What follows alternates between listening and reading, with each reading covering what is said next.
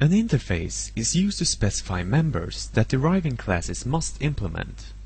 They are declared with the interface keyword, followed by a name and a code block. Their naming convention is to start with a capital I and then to have each word initially capitalized. When declared in the namespace, their access level is internal by default, but can also be set to public. The code block can only contain signatures, and only those of methods, properties, indexers, and events. They cannot have any implementations. Instead, their bodies are replaced by semicolons. They also can't have any access modifiers, since interface members are always public.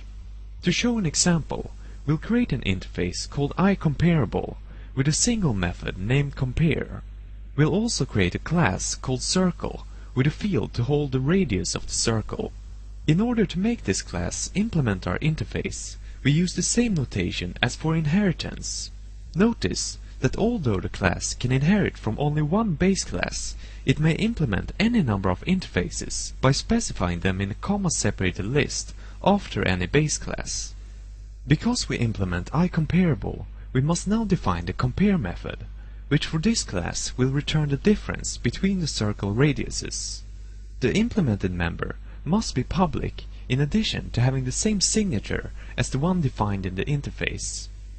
iComparable demonstrates the first usage of interfaces, which is to define a specific functionality that classes can share. It allows us to make use of the interface members without having to know the actual type of the class. We could, for example, create a simple method that takes two iComparable objects and returns the largest one. This method will now work for all classes that implements the iComparable interface, regardless of their type, since it only uses the functionality exposed through that interface. A second way in which we can use interfaces is to provide an actual interface for a class outwards. We then have the interface define the functionality that people using this class will need. They should then only use our class through this interface. This abstraction provides two benefits.